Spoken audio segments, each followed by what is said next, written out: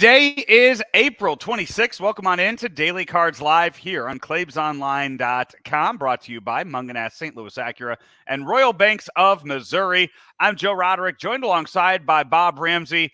Rammer, I don't know if we call that the worst Cardinal loss of the year last night, but it was a rough one for those that stayed up late to watch it. The thing, the Cardinals had been shellacked a few times already, and you could call that worse. But when you think you have the game won, you have your closer in the game, and then to lose, that emotionally is probably a worse loss. And Helsley with 3 blown saves this month, that's a pretty ugly trend. Yeah, it is. It got down. I'm looking at the box score from last night with 2 outs after Brandon Crawford struck out with 2 outs. The win probability there 14% before Blake Sabol steps up and hits that home run. And I don't know if you had a chance to read some of the quotes from Blake Sabol last night. He said when Genesis Cabrera struck him out, he said he noticed the Cardinals were going off speed to strike him out. And then he gets up there against Helsley and they're going off speed again. So he goes, I was sitting with that. And you're talking Genesis Cabrera who touches 97, 98 regularly with his fastball, and Ryan Helsley who's hitting 102, 103 with his fastball.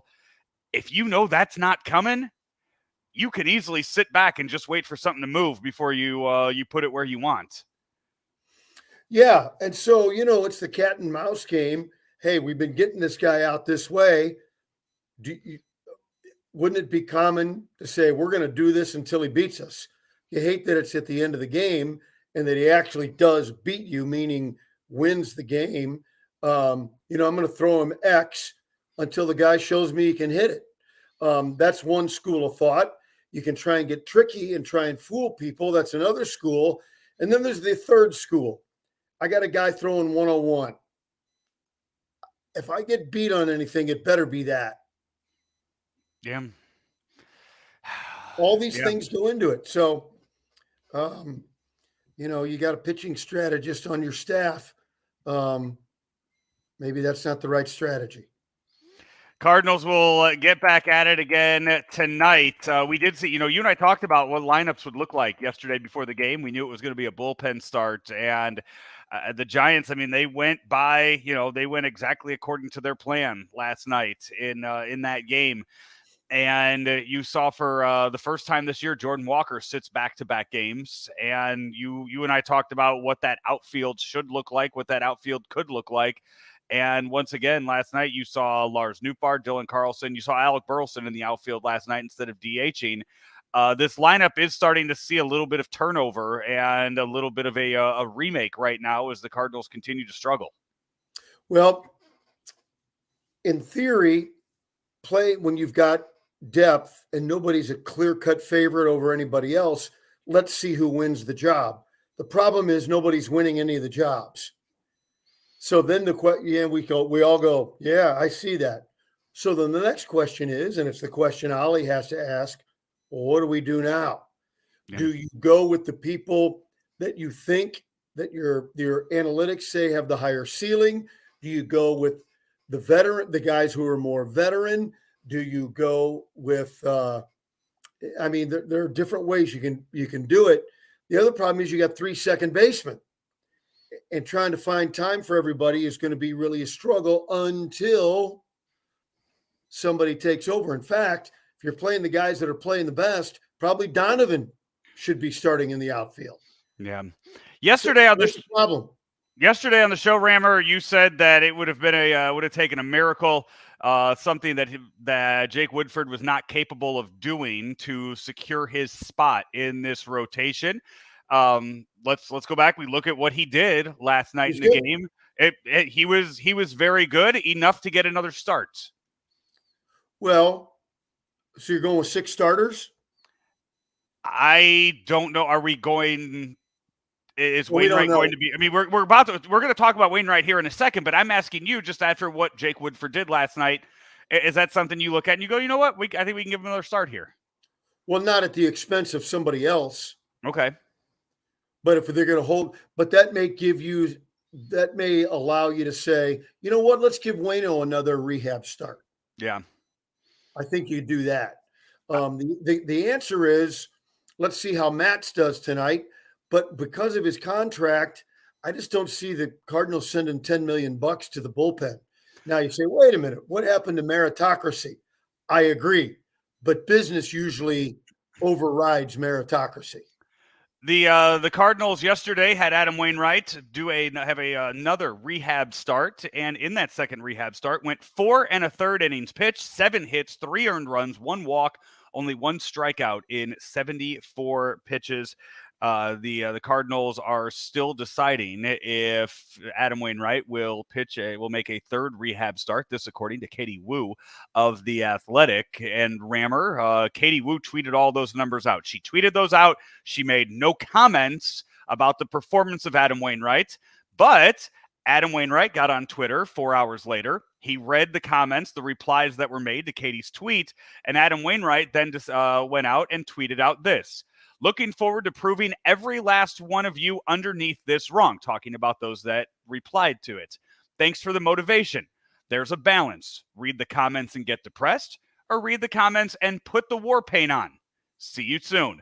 So Adam Wainwright, I think, sees that maybe he's still not at Adam Wainwright levels, at the level that he wants to be, and he's using this as a little bit of motivation for when he does come back with the Cardinals. Yeah, I think all of it was fine. I had no problem with any of it. No, absolutely not. No, it's all good.